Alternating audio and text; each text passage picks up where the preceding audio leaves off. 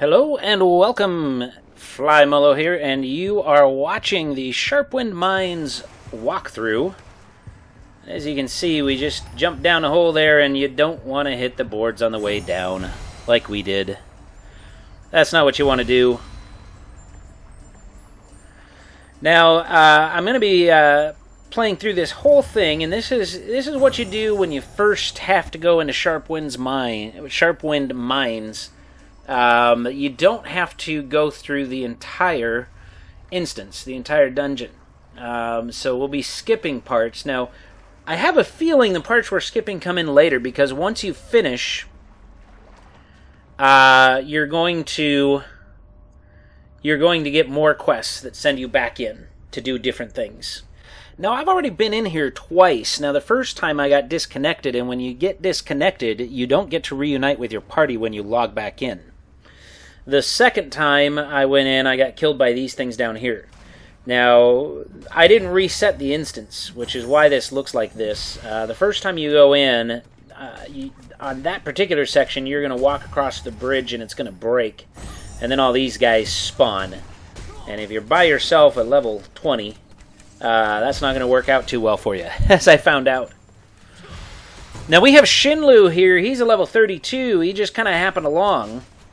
Lucky us. This is just a random group, just a pug. Shinlu's a level 32 archer? Is that the name of the class? I don't know. I've never played one. I should know, but I forget things. So both of these are archers, and they basically do single target damage. Now, what you're going to want for this, it's a 3-man instance, so you need 3 people. You can't have more than that. If you're level 20, you're going to need 3. Now, what we're doing here is we're just mining this stuff, and once you've mined it all, the chamber fills up with water and allows you to move on to the next chamber. So you're stuck down there until you've killed everything, and then you mine. So Shinlu's a level 32, which means that we can get that mentor-mentee quest, which is nice. Now, if you're going to want a healer, no matter what you do, one of you in the party needs to have some healing ability. I'm actually pretty much full-fledged healer, and then I have some sorcery attacks, some ice and fire attacks. I've sped this up to 4 times the speed so that you don't have to spend too much time watching us fight trash mobs. But this whole hallway and then the chamber at the end are filled with trash. You want to take the groups one at a time. They're in groups of 3 normally, 2 or 3. Yeah, 3. And then there's going to be several groups of 3 in the upcoming room. So in your party, you definitely want a healer no matter what, or at least somebody who can do some healing. Even with the 32, you got to have some healing.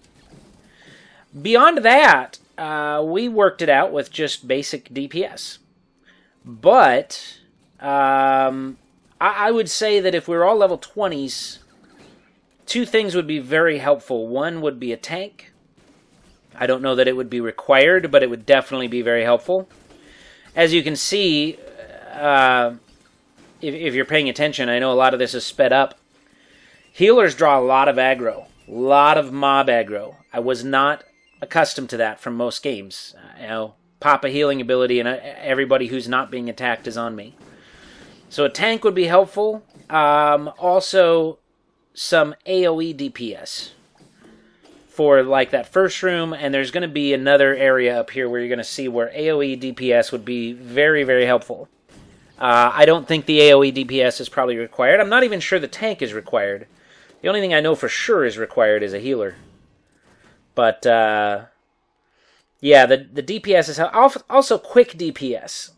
Against the last boss in particular, my cast time abilities, the fire and the ice, don't work so well in that fight. So, quick DPS is better. Instant cast stuff. Now, this is the first. He's not really a boss. He's just kind of an elite. He's got this nasty whirlwind attack.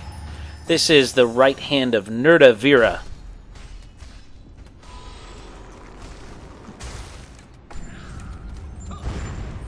And he basically does short-range damage. Nothing really that bad about him. Now here we have Nerda Vera herself. Now, a couple of things about, and I'm turning off the names here because I'm finding that my names are getting in the way. So I'm just turning off the names for the purposes of the video.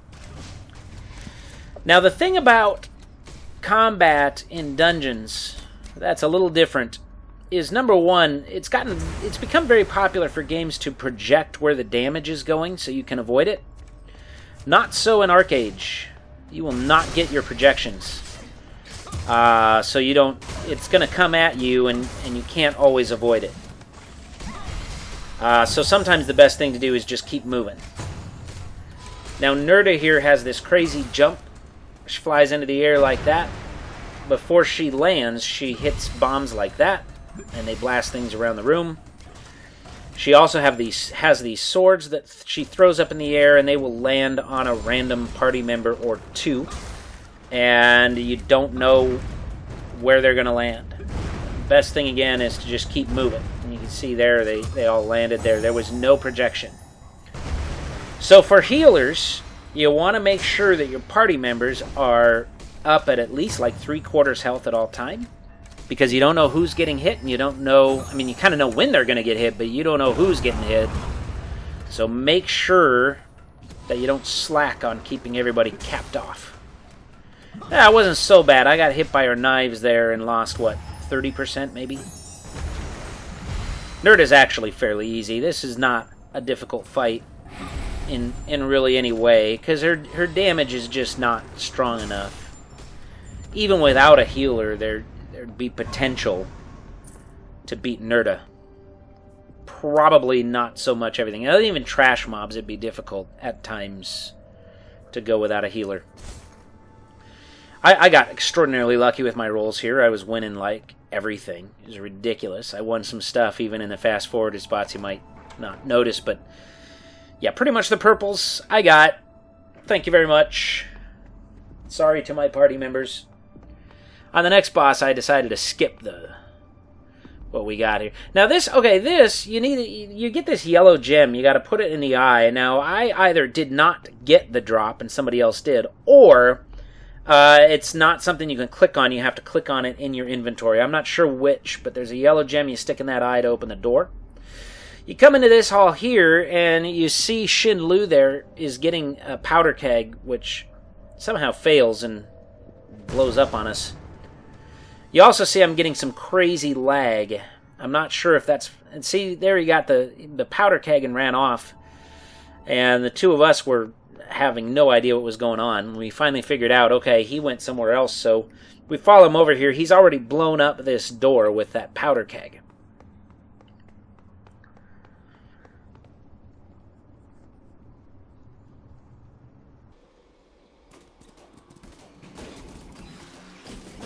And here we're going to fast forward through more stuff. And these guys start spawning again. You get 2 spawns of these guys. Now they're pretty slow, so you can kind of run out of the way. And it's not so bad if the healer takes aggro, because you can just run from them. And everybody else can mow them down. So it's not such a bad thing if the healer actually gets aggro on these guys. You just got to make sure to have your instant cast heal over time going.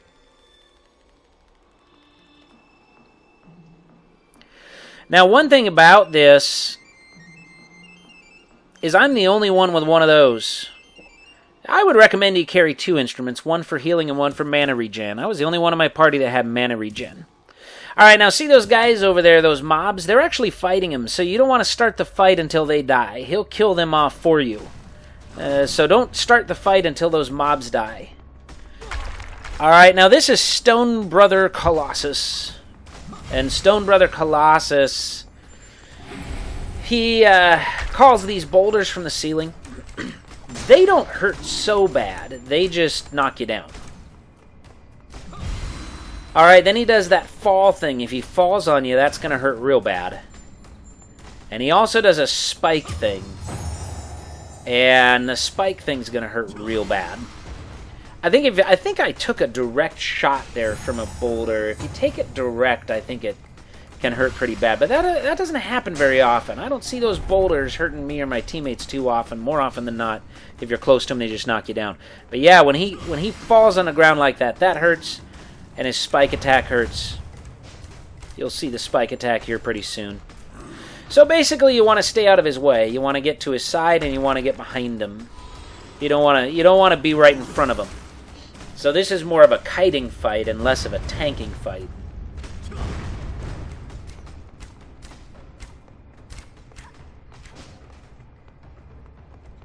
So yeah, the legs cleared up here a bit, but earlier I was getting a lot, and I don't know for certain if it's a problem with my internet connection. I think it was a problem with my internet connection when I got disconnected from my first run.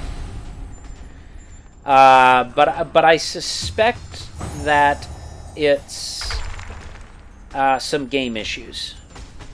I think there's still some issues with the game itself and the stability. It could be because I hadn't had this problem anywhere outside of the dungeon, so while it could be the fact that I'm overloaded with everything going on in an instance, plus I record with fraps, and I do have the highest graphic settings on, but I suspect it's the game. I think we're dealing with some instability still here. And it does suck to get disconnected and not be able to get back to your party. They should probably fix that.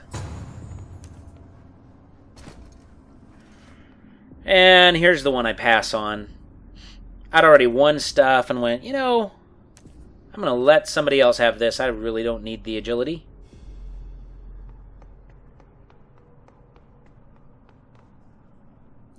Okay, and you can see Shinlu grabbed a keg, blew that up. And now we can move on to the end. This waterway, you do not need to waste your mana to speed through it. You can get through it with no problem. A little hard to see in there, but basically just go straight.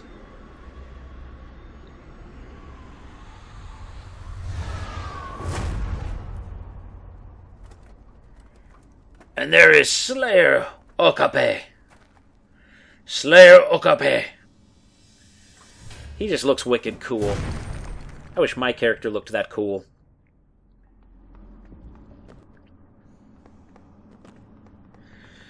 And going in for the fight. Now, Slayer Okape is also a short-range guy. Can probably be tanked. He does some nasty damage short range.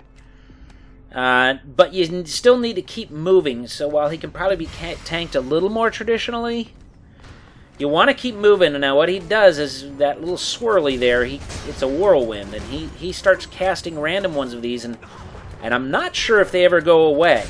You're going to see the room start filling up with those things. The other thing he does is he summons these trash mobs. Now the trash mobs, they'll kind of just latch on to whoever they'll latch on to and do some extra damage. They're not that big a deal. I was one-shot killing them, so they're pretty easy to kill. But you do want to kill him, because he's just going to keep spawning them two at a time. And the last thing you'd want is the room to fill up with those guys and the whirlwinds. And those guys do, you know, some significant damage.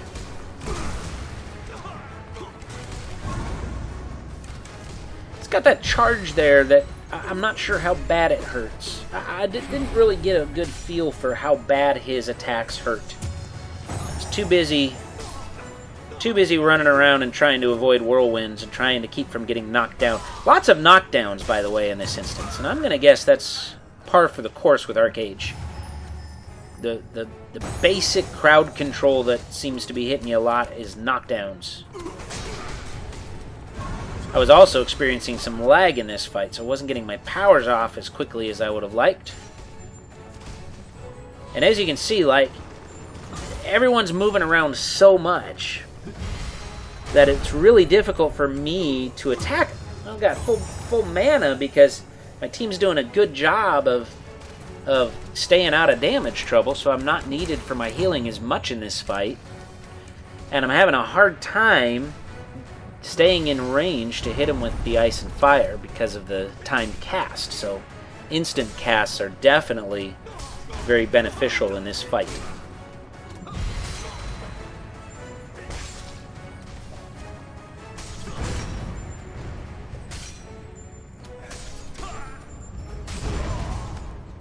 This is where my game was not responding.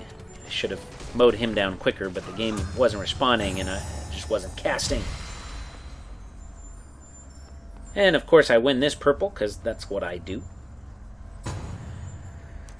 Alright, now you've got Okape's log. Okape. Not sure how they pronounce that, but hey, however it is, it's a cool name regardless. Got the log. This is for the Investigate the Sharpwind's Mine. I think I've said that like 3 times already. That's to complete that quest. Then you got Okape's secret chest for the Mentor-Mentee quest, which I did not click on time. So my teammates both got it. One for the Mentor, I believe they're tokens, if I'm not mistaken. Mentor token and the Mentee token. I did not get one. Either it glitched or there's just one. So whoever's first gets it. Which means that if I want to complete that quest, I need to find another mentor and I need to do it again. But like I say, you get more quests later that are going to send you back here anyway. And maybe that side passage that we didn't really venture down. And it looks like there might even be a little more still that we didn't venture down that probably has more stuff in it. But that's how you finish it the first time through. And that's it. That's it for what technically is All Things ArcheAge Episode 4. Thank you very much for watching, and have a great day.